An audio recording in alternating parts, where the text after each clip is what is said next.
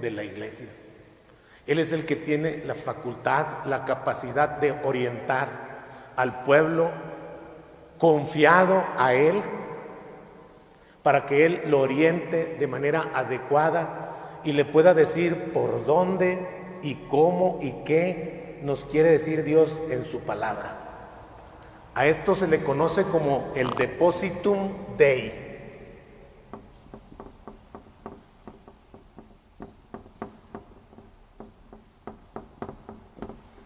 ¿Qué es el Depositum Dei? El contenido de la revelación de Dios. Dios quiere que algo se revele, se lo comunica al magisterio. El magisterio lo interpreta de las Sagradas Escrituras y luego lo pone por escrito. Este es el depósito de Dios, cómo Dios se ha revelado. A eso lo llamamos nosotros la palabra que se hace carne. Si algo tiene Dios que decirnos, es la palabra constante, la palabra.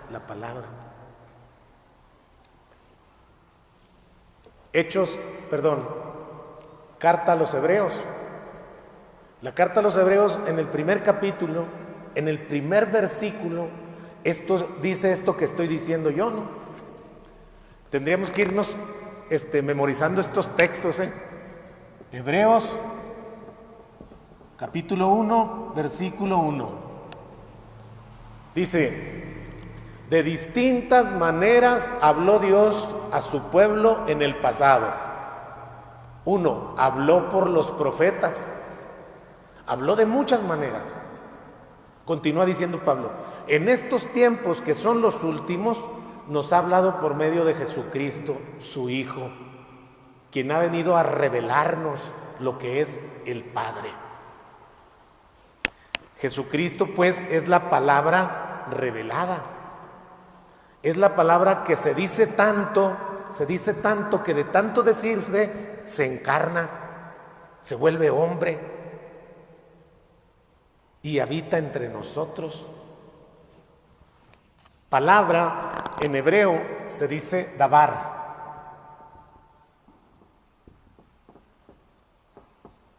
Davar no solamente es la palabra que sale de la boca de la persona, Davar es la persona misma. Recuerden, hace muchos años, hace unos 50 o 60 años, entre nosotros había hombres de palabra. ¿Recuerdan eso? Es que este es un hombre de palabra. Eso es davar. Eso significa davar. Una persona que su palabra no está acá y él está aquí. No, él es la palabra. En griego, palabra se dice logos.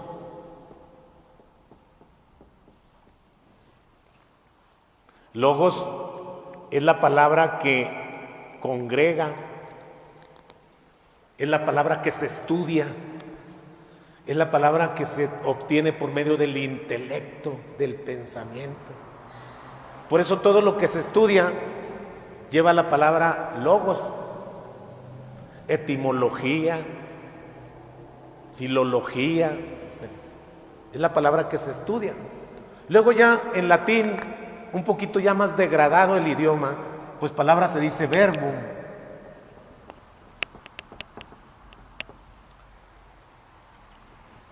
Esta es la palabra que se encarna. Et verbum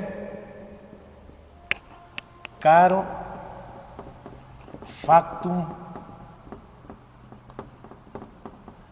est.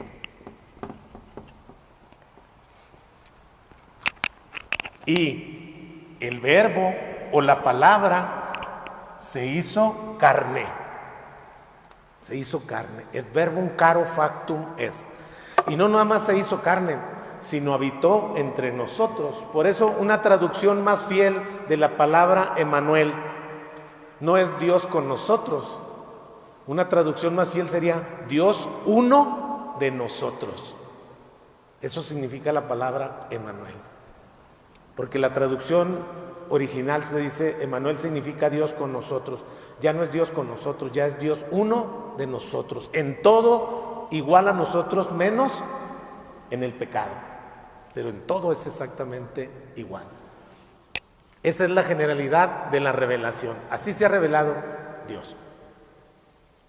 ¿Vamos bien hasta aquí? Recuerden que si no me explico bien en algo, inmediatamente levante la mano y dígame, ahí no quedó claro. No se me vayan a ir con los bremerianos y entonces sí. Esa es la revelación en las generalidades. ¿Cómo es la revelación en el Antiguo Testamento? Todo el Antiguo Testamento, los 46 libros del Antiguo Testamento, son una preparación. Eso sí, déjelo. Eso. Esto, sí.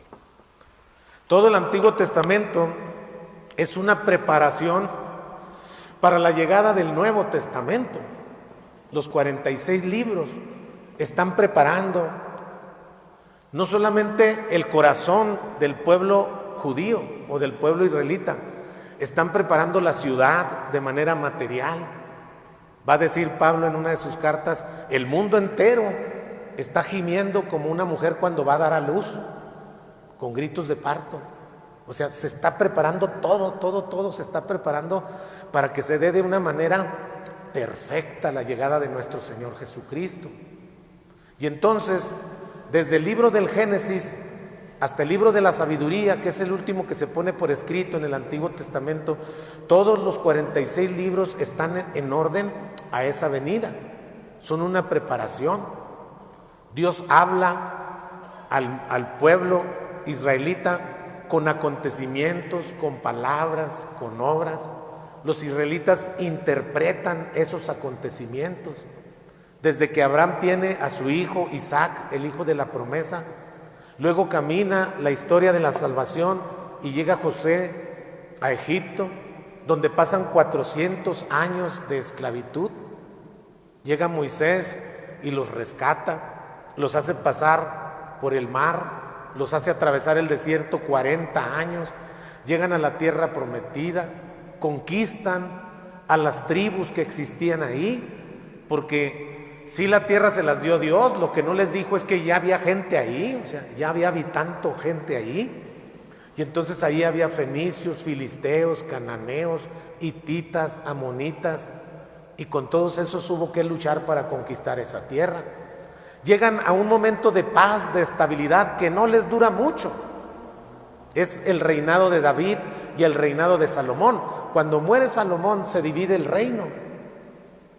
Hacia el norte quedan 10 tribus y hacia el sur quedan nada más 2 tribus. Y caminan a la voz de los profetas, 4 profetas mayores, 12 profetas menores, y van avanzando, hasta que llega la plenitud de los tiempos. ¿Cuál es la plenitud de los tiempos? El nacimiento de Cristo Jesús. Esta es una preparación.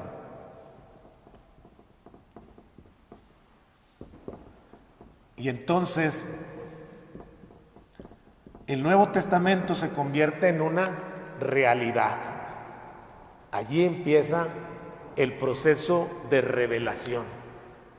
Ya no nos va a hablar Dios, ya no nos va a hablar por el temblor, por el terremoto, ya no nos va a hablar por el fuego, ya no nos va a hablar por la lluvia, ya no nos va a hablar por los profetas ni por los ángeles. Fíjense cómo es muy sintomático que en el Nuevo Testamento, cuando inicia el Nuevo Testamento, es el ángel Gabriel. Aparece el ángel Gabriel anunciándole a María, ¿no?, que va a concebir y a dar a luz por obra y gracia del Espíritu Santo. Seguramente a José también se le aparece en el Evangelio de Mateo. Pero ahí se terminan los ángeles. Ya no hay otro ángel. ¿Cuándo vuelven a aparecer los ángeles? Cuando muere Jesús, cuando resucita Jesús. Entonces, como ya se fue el ángel por excelencia, porque Jesús es el ángel por excelencia. Recuerden que angelón en griego significa el enviado. Eso significa ángel. Y Jesús es el enviado del Padre. Entonces, como Él es el ángel por excelencia, no ocupa que exista otro ángel más mientras Él está en este mundo. Cuando ya se vaya el novio, entonces sí vamos a necesitar muchísimas cosas más. Pero mientras el novio está en la fiesta, en la boda, con nosotros, no necesitamos nada más que a Él. Y Él está presente. Por eso Pablo es capaz de decir, no hay otro mediador entre Dios y los hombres que Cristo Jesús, hombre también. Escuche bien cómo dice Pablo, mediador. No dice intercesor, porque sí hay otros intercesores. Mediador nada más es Cristo Jesús. Ese es el mediador, el pontífice que existe entre el Padre y nosotros, entre este mundo terrenal y el mundo celestial. Es el puente. Eso significa pontífice, el que hace puente, el que une un extremo con el otro extremo. Jesús nace pues como la voz autorizada del Padre, como la palabra del Padre. Habría que leer con detenimiento el prólogo del Evangelio de San Juan, cuando dice San Juan, en el principio existía el Verbo. ¿Quién es el Verbo? Jesús.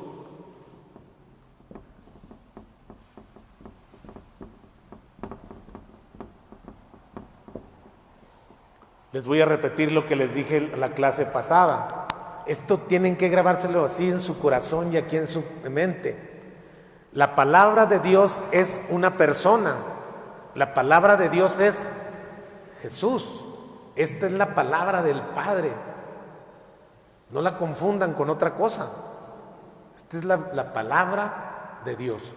La palabra que es la encarnación de la segunda persona de la Santísima Trinidad. Esa es la palabra. Entonces, en el principio existía el Verbo, o sea, ya existía Jesús en el principio. El Verbo estaba con Dios. Y aquí viene la revelación maravillosa que cambia a todo el mundo. El Verbo era Dios. Eso es lo maravilloso de esto. Porque nuestros hermanos testigos de Jehová dicen que Jesús no es Dios, Pero bastaría que leyeran Juan, capítulo 20, versículo 28. Cuando Tomás se arrodilla a Jesús y le dice, Jesús mío y Dios mío, Señor mío y Dios mío. Le está dando la divinidad allí a Jesús. Jesús se revela pues como la palabra autorizada del Padre. Jesús viene a revelarnos la voluntad del Padre. En eso consiste la revelación en el Nuevo Testamento. Jesús viene a decirnos lo que el Padre quiere de nosotros. Y entonces Jesucristo, para revelar esa verdad que Dios quiere de nosotros, usa a su alrededor todo lo que el reino de Dios promete. ¿Y qué promete el reino de Dios? Que los espíritus inmundos sean expulsados. ¿Qué promete el reino de Dios? Que los enfermos encuentren la salud, sanen. ¿Qué promete el reino de Dios? Que desaparezca el hambre. Por eso multiplica los panes, que desaparezca el hambre.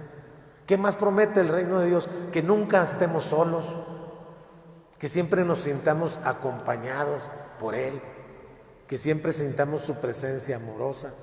¿Qué más promete el reino de Dios?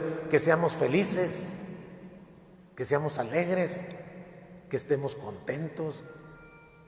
Cuando el capítulo 56 del profeta Isaías nos habla de la presencia de Dios con su pueblo en Israel, lo dice de una manera poética Isaías, precioso. Dice, el Señor es la nube que te cubre del sol hiriente del mediodía. Imagínense Dios haciéndose presente en forma de nube para cubrir a su pueblo, que no le pegue el sol. Es el calor en tiempo de frío, dice. Es tu compañía en tus momentos de soledad y es la alegría de tu corazón en los momentos de tristeza. Ese es Dios. Y ese Dios del Antiguo Testamento ahora es Jesús en el Nuevo Testamento, haciendo realidad las promesas. En el Antiguo Testamento se llevaba un círculo bien clarito. Dios prometía algo y luego esa promesa se cumple y vuelve otra vez la promesa.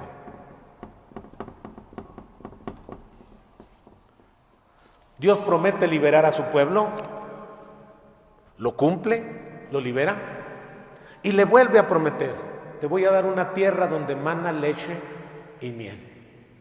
Lo mismo Jesús, sigue el mismo esquema, Jesús promete que después de él vendrá el Espíritu que explicará lo que ellos no entiendan. Cumple esa promesa y vuelve a prometer que volverá algún día a juzgar a vivos y a muertos. Ese es el camino que sigue la revelación. ¿Cómo es la revelación en el Antiguo Testamento? Es una preparación, en el Nuevo Testamento es una realidad. ¿Cómo es la revelación hoy? Porque nosotros no podemos pensar que ya Dios se quedó mudo, que terminado el último libro del Nuevo Testamento, que parece haber sido el Apocalipsis, ya no dijo más Dios, se quedó callado y guardó silencio. No, Dios se sigue revelando. Dios se sigue revelando en los acontecimientos. En el Concilio Vaticano II, si ustedes ya leyeron la Dei Verbum, que les dije la semana pasada que leyeran en esta ocasión, ellos usan mucho una palabra en latín que se dice verba gestique.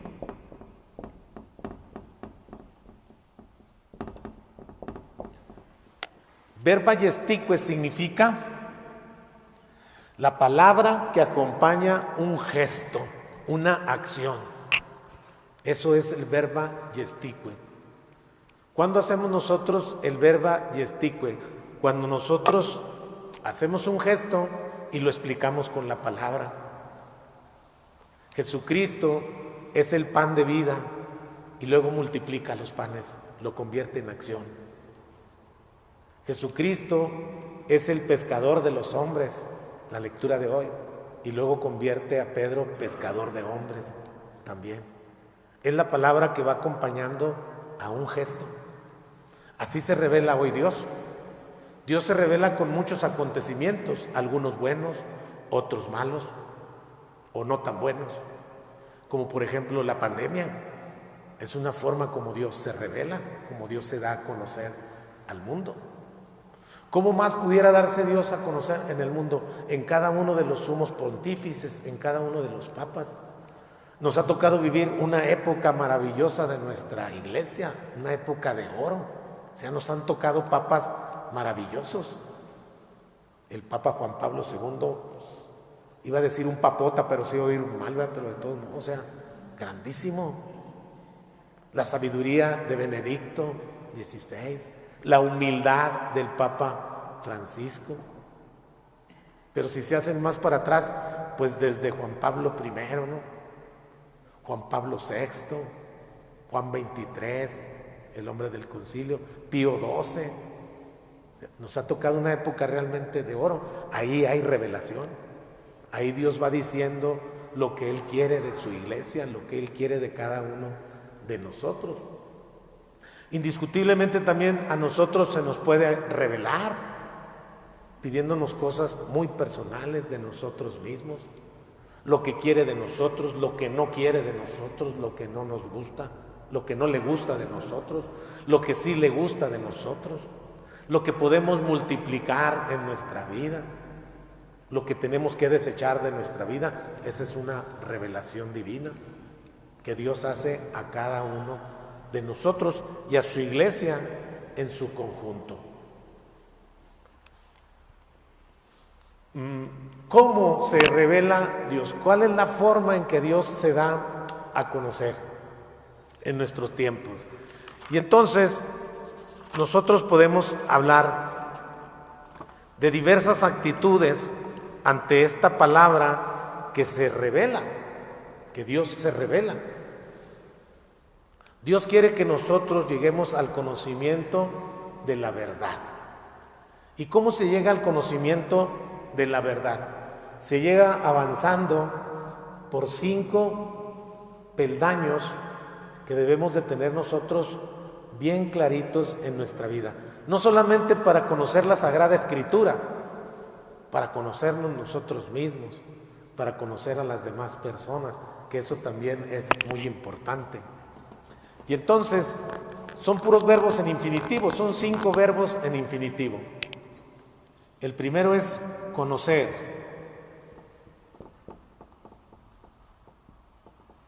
Conocer a Dios. ¿Cómo podemos conocer a Dios? ¿Cuáles son las formas de conocimiento que hay de Dios? Sin lugar a dudas, la palabra Escritura, ¿no? La Sagrada Escritura. Pero acuérdense que antes de la Sagrada Escritura existió una tradición oral, existió una tradición que no se escribió.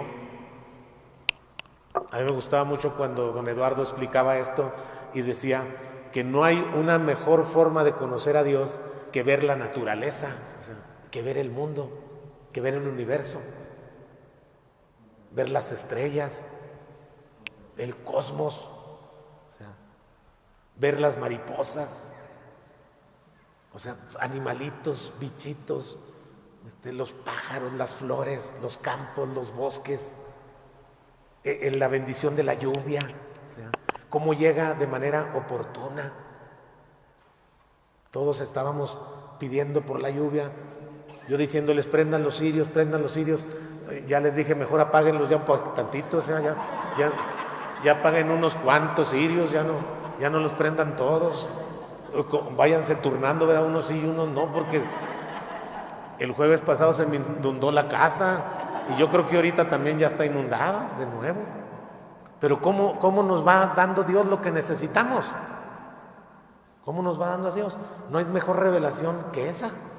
Entonces, conocer a Dios significa conocerlo por medio de su palabra, pero también lo podemos conocer en el trato con nuestros hermanos, En el trato con nuestros hermanos es una forma también muy válida de conocer a Dios.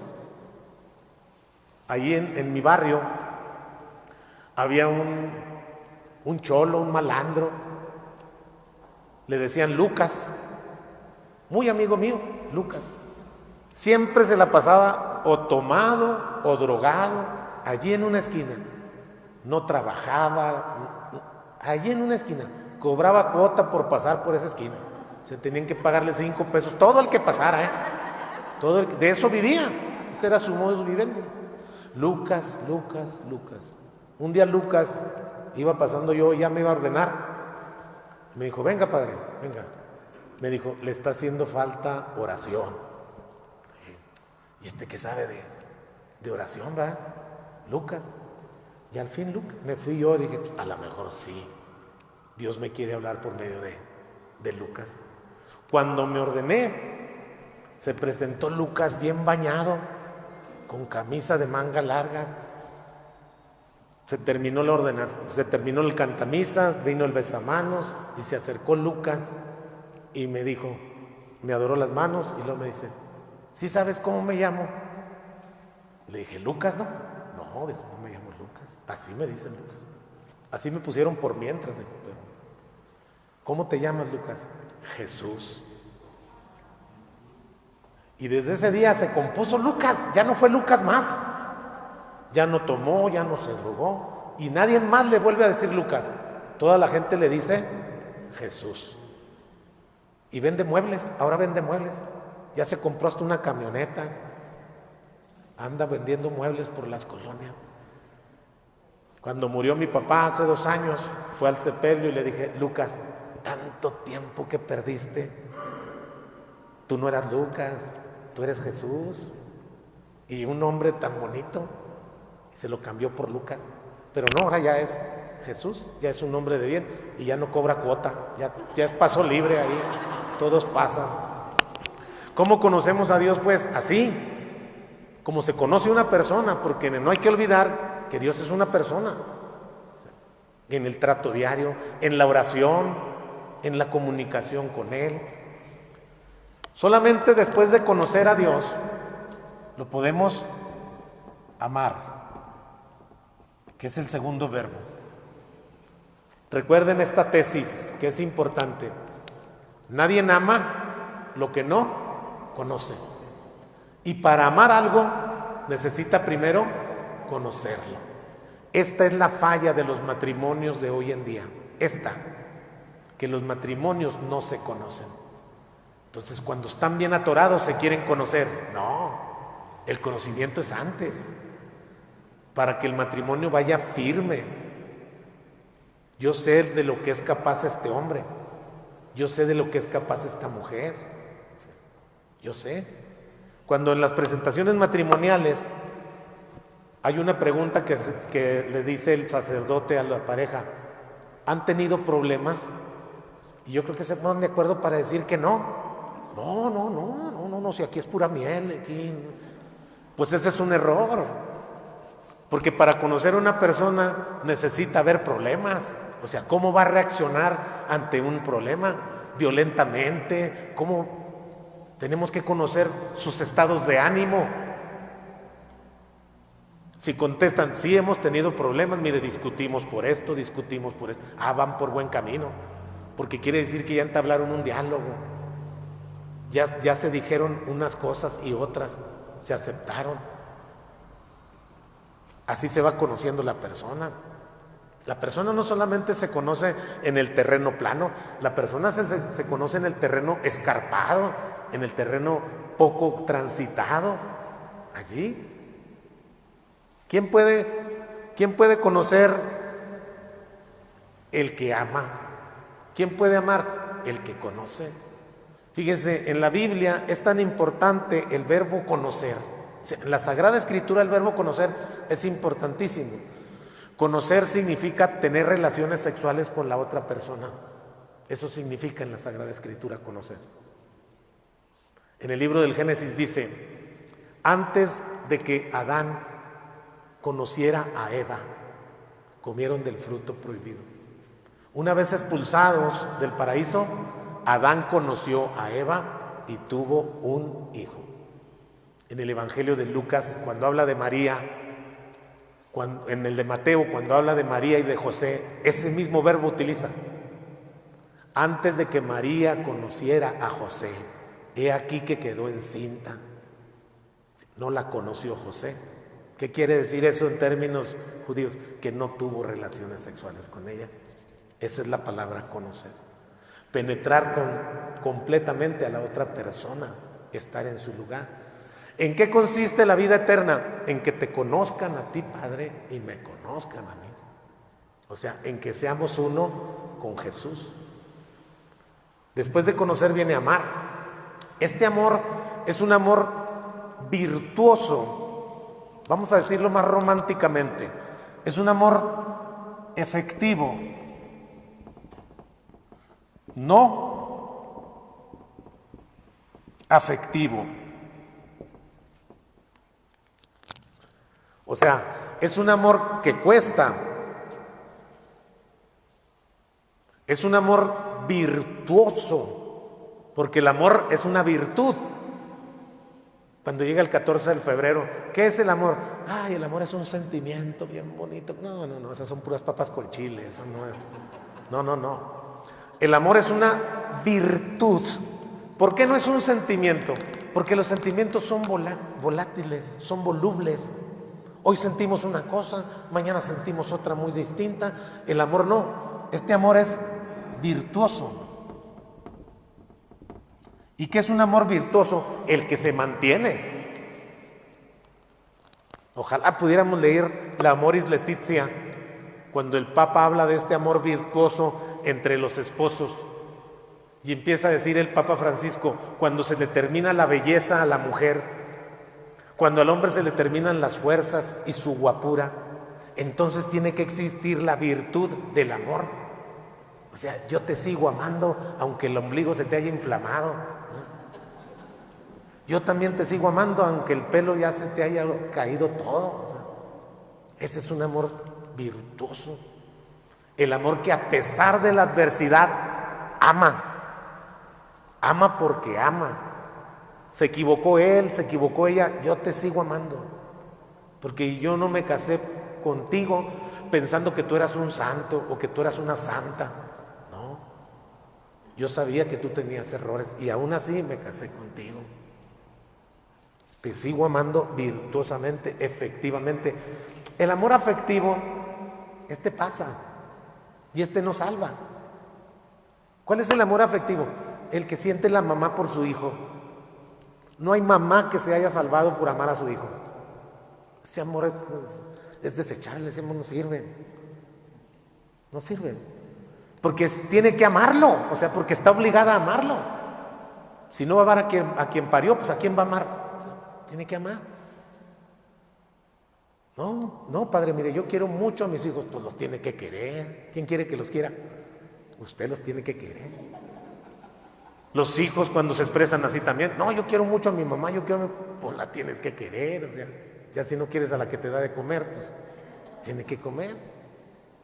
Aunque mi mamá, yo siempre le reclamaba a mi mamá decía, yo los quiero tanto a ustedes que daría la vida por ustedes. Yo le decía, no es cierto, mamá, no vas a las juntas de la primaria, pues menos vas a dar la vida el día que se ofrezca.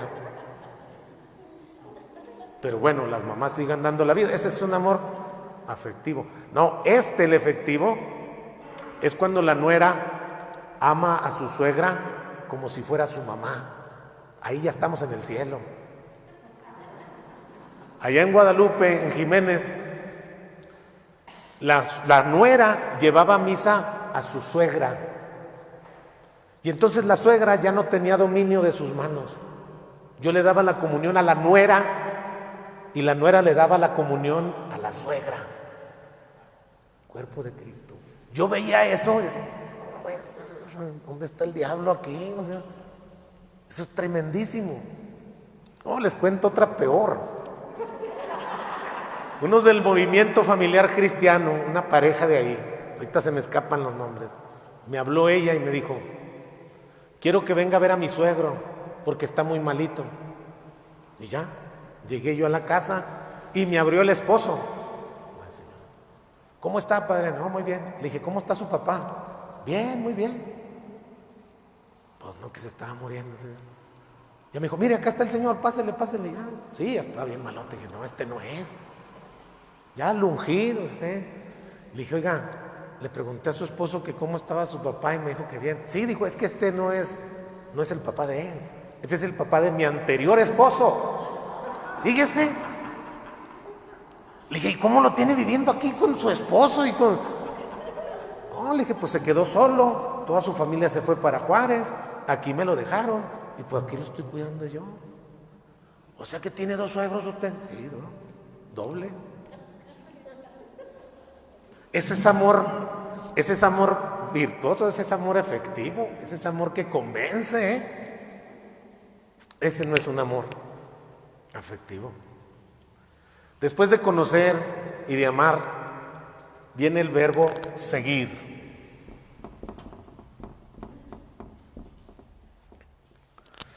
Vamos a ponerle nombre a esto. Cuando usted conoce a Jesús, entonces lo ama.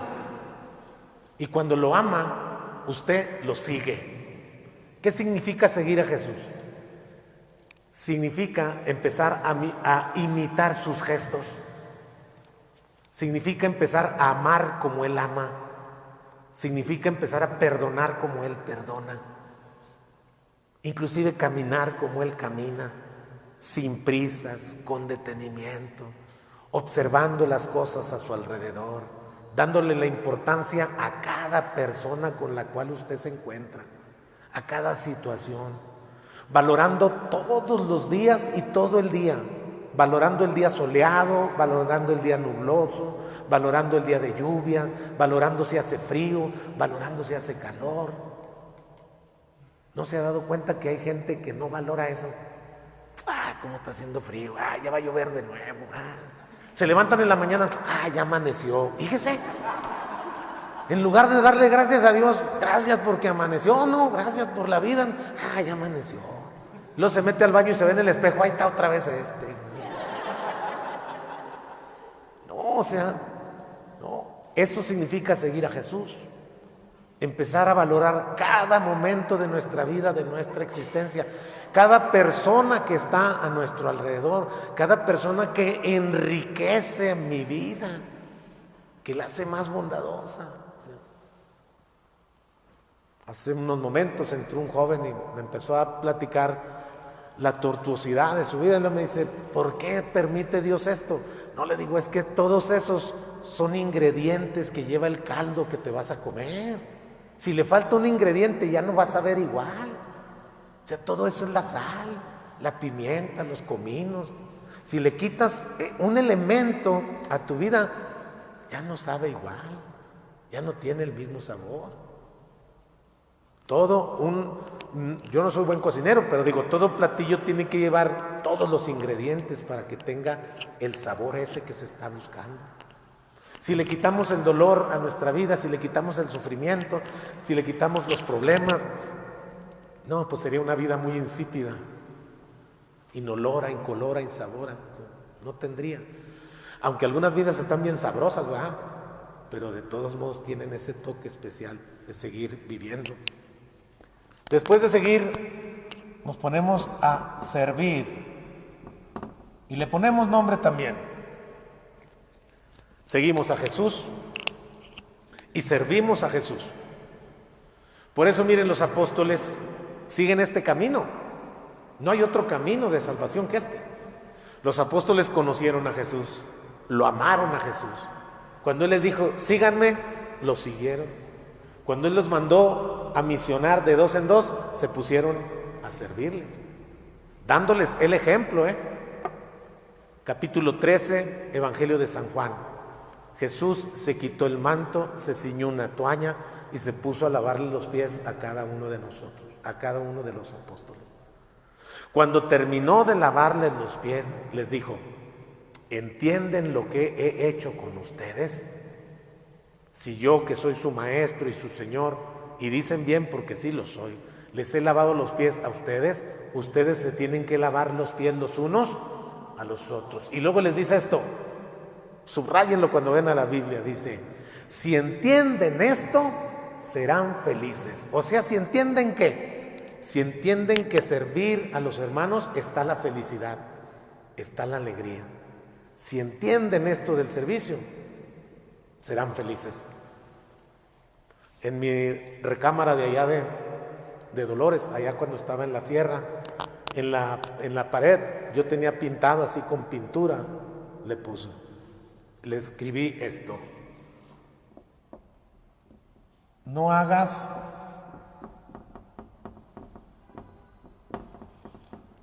solo lo que te gusta.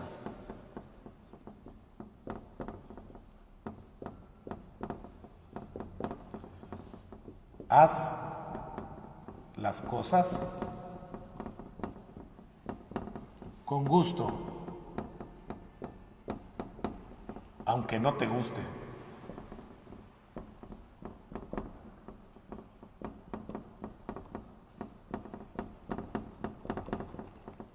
Vivimos en una sociedad, en un mundo en donde nos enseñan a hacer nada más lo que nos gusta.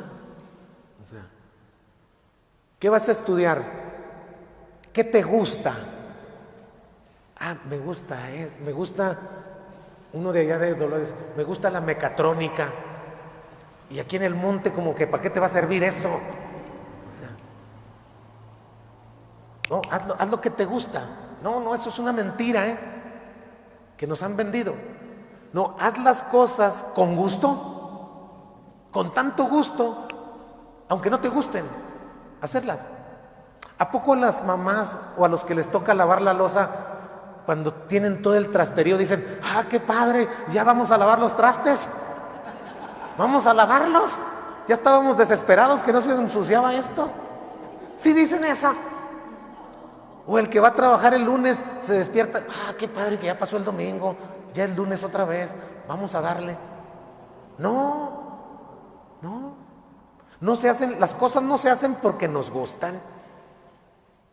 Pregúntese ahorita así rápidamente, si usted hiciera lo que le gusta durante un día, ¿qué haría?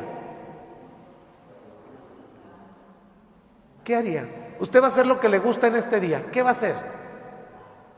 Pues nada, nada, nada. Las cosas no se hacen porque nos gustan. Las cosas se tienen que hacer con gusto, aunque no nos gusten. Un día llovió tanto allá en Dolores, tanto que cayó una piedra en la mera cochera de mi casa. No pude meter la camioneta porque era una piedra grande.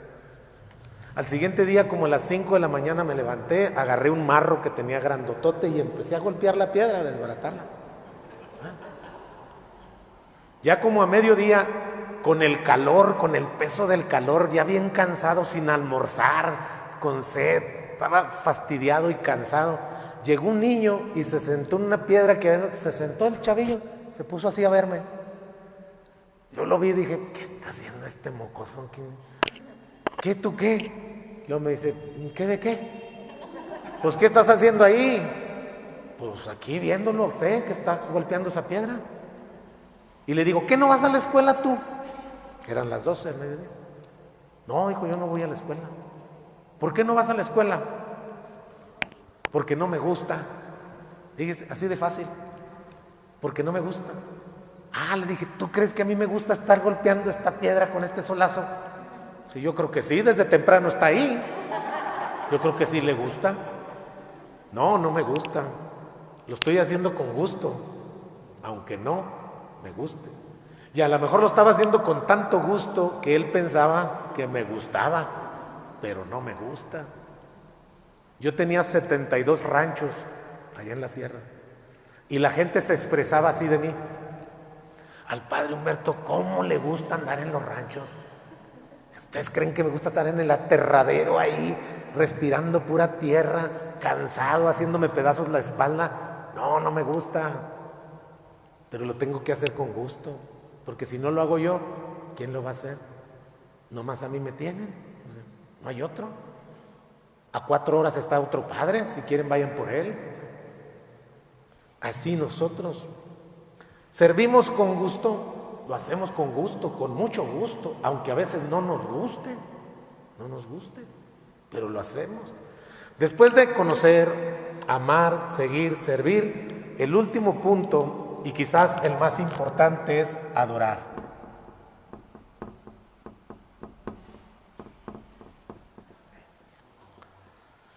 La palabra adorar está compuesta por un prefijo latino ad y orare.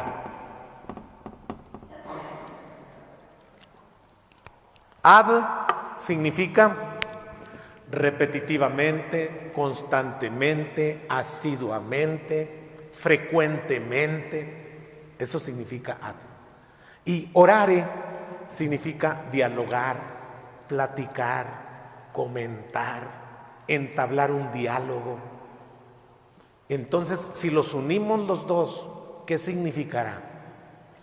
Platicar constantemente, conversar asiduamente, entablar un diálogo repetitivamente. ¿Quién es el adorador? El que adora, el que está en continuo diálogo con Dios. Ese es el adorador. ¿Quién adora? El que está en continua plática con Jesús. El que tiene una conversación permanente con Jesús. Ese es un adorador. ¿Nunca han asistido a una vigilia de los adoradores nocturnos? Ah, pues toda la vigilia es estar plática y plática y plática con Jesús. Plática y plática y plática con Jesús. Toda la vigilia es una adoración. Es un acto de adorar. Cuando nosotros conocemos, amamos, seguimos, servimos, adoramos. Entramos en este contacto. Y entonces ya no se nos pasa nada. Todo lo ponemos al consenso de Jesús. Todo lo ponemos al consenso de Dios. Así jugando y en serio, cuando yo tenía las presentaciones matrimoniales, cuando era párroco, yo les decía al novio, al que se va a casar, usted ya le presentó su novia a sus amigos, a su papá, a su mamá, a sus conocidos, todos conocen a su novia. Ya se la presentó a Jesús. Ya se la llevó a Jesús en su protector de pantalla, porque allí traen a la novia en el protector de pantalla. Ya se la llevó así a escondidas, vaya al templo expiatorio y a escondidas, que no lo vea nadie, ¿verdad? Saque mira, me voy a casar con esta. Ya no pude agarrar más, o sea, ya con esto me voy a quedar. O me espero a las próximas jornadas villistas, a ver si sale algo mejor. Esta es la mamá de mis hijas, de mis hijos. Ella va a ser la esposa para toda mi vida. Le falta un diente. Sí, con ella me voy a casar. Porque ponemos nuestros planes al consenso de todos. Lo ponemos al consenso de Jesús. Oye, voy a hacer un negocio, Señor. Me voy a meter en este negocio. Sí está bien, sí es bueno, sí me va a ir bien. Porque si alguien sabe de eso, pues es Él. No lo ponemos al consenso, eso es adorar. Oye Dios, tengo problemas con mi hijo, tengo problemas con mi hija. ¿Cuál es la solución? Lo pongo en tus manos, lo pongo en tus manos para que tú le cambies su corazón, lo toques, lo doblegues, lo pongo en tus manos. Cuando dos de ustedes se ponen de acuerdo para pedir algo, sea lo que sea, mi Padre Dios se los concederá. Sea lo que sea. Con mucho más ganas si es algo que de verdad es para bien de nosotros y para bien de los nuestros. Pareciera que aquí termina el camino, pero no, casi aquí apenas comienza. Porque una vez que llegamos a este punto de ser adoradores, es cuando entramos en razón y nos damos cuenta y se nos entusiasma el corazón, y entonces empezamos nosotros a hacer que otros empiecen a conocer a Jesús, entusiasmados. Cuando nos convertimos y llegamos aquí, nos devolvemos y entonces le empezamos a platicar al amigo, al compadre, necesitas conocer a Jesús, necesitas entrarte al movimiento familiar cristiano, necesitas entrar a cursillos, necesitas hacerte cruzado, necesitas entrar con las mares. O sea, estamos tan ilusionados que queremos que otros se ilusionen igual que nosotros. Vente a las clases ahí con el padre Humberto, hombre, no aprendemos nada, pero nos reímos toda la noche, hombre, está bien padre. Y buscamos gente que vuelva, que quiera conocer, amar, seguir, servir y adorar. Muchos se atoran en estos escalones. Muchos cuando van avanzando conocen, aman, ven que seguir ya es más difícil y hasta ahí llegan. Ven que servir compromete muchas cosas y ya no sirven. Ven que adorar compromete mucho más y hasta ahí llegan, ya no le entran. Nosotros no, nosotros ya llegamos aquí, nos vamos a devolver para encaminar a más gente a que llegue aquí. Y una vez que esa gente llegue ahí, se va a devolver y va a llevar a más gente. Así empezó Jesús con 12. Hoy somos 2,000 millones de cristianos en el mundo. Y faltan mucho más, ¿no? De convertir a mucho más gente. Ese fue el tema de la revelación del día de hoy. Les iba a decir que en su libro tienen las actividades, pero pues no tienen libro, ¿verdad? Pero cuando lo tengan, ahí vienen las actividades que hay que realizar. Si tienen alguna pregunta, es el momento de hacerla. Si no, pues es el momento de retirarnos antes de que nos agarre el agua otra vez.